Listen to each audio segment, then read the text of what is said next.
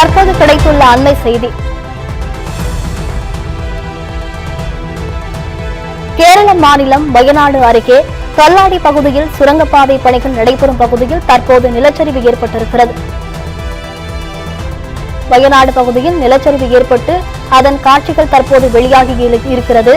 இதன் காட்சிகள் நெஞ்சை பதைப்பதைக்க வைத்திருக்கிறது. கேரள மாநிலம் வயநாடு அருகே கல்லடி பகுதியில் சுரங்கப்பாதை பணிகள் நடைபெறும் இடத்தில் நிலச்சரிவு ஏற்பட்டிருக்கிறது. இதுகுறித்து கூடுதல் விவரங்களை வழங்குவதற்காக எமது செய்தியாளர் வசந்த் இணைந்திருக்கிறார். வணக்கம் வசந்த், கூடுதல் விவரங்கள். வணக்கம் மோனேஸ்வரி. கேரள மாநிலம் வயநாடு மாவட்டம் கல்லடி சுரங்கப்பாதை அருகே நிலச்சரிவானது ஏற்பட்டிருக்கிறது. இப்போது 6 பேரே தற்போது மீட்கப்பட்டுள்ளனர். மேலும் இதில் பல சிக்கியிருப்ப சந்தேகம் ஏற்பட்டுள்ளார். இந்த இடிபாடுகள் சரிந்த நிலையில் சாலை போக்குவரத்து முழுமையாக கல்லடி பகுதியில் தற்போது பாதிக்கப்பட்டுள்ளது. இந்த கல்லடி சுரங்கப்பாதை அருகே நிலச்சரிவு ஏற்பட்ட காரணத்தினால்தான் தற்போது இந்த சாலையால் முற்றிலும் பாதிக்கப்பட்டுள்ளது. மேலும் இங்கு 6 பேரை தற்போது நிலச்சரிவில் சிக்கியிருந்த 6 பேரை தற்போது மருத்துவமனைக்கு அழைத்து சென்றுள்ளனர். மேலும் இந்த நிலச்சரிவில் பல பேர் சிக்கியுள்ளதாக முதல்கட்ட தகவலானது வந்துள்ளது.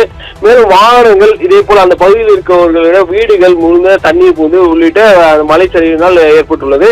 தொடர்ச்சியாக இன்று காலை கனமழையானது தொடர்ச்சியாக பெய்தது. நேற்று இரவு பெய்த அந்த மழை உள்ளிட்ட காரணத்தினால் அந்த மழை ஏற்பட்ட காரணத்தினால் மட்டுமே ஏற்பட்ட நிலையில் தற்போது இன்று காலை அதிகாலையிலும் மழையானதும் அதிகப்படியாக இருக்கும் காரணத்தினால் இங்கு 24 மணி நேரத்துக்கு மேல தற்போது மழையாக தொடர்ச்சியாக பெய்து வருகிறது.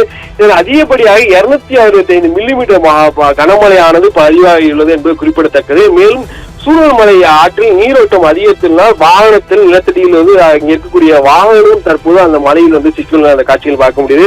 மேலும் கட்டுமான பணிகள் நடைபெற்றுக் கொண்டிருந்த போது இந்த விபத்தானது நிகழ்ந்துள்ளதாக முதல்கட்ட தகவல் நமக்கு தற்போது கிடைத்துள்ளது.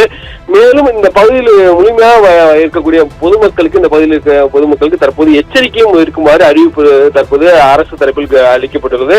மேலும் கட்டுமான பணிகள் நடைபெற்றிருக்கும் காலத்துல இங்க இருக்கக்கூடிய விபத்துகள் முழுமையாக தெரியுது. மேலும் இந்த பகுதியில் ஒரு தேவாலயம் உள்ளது.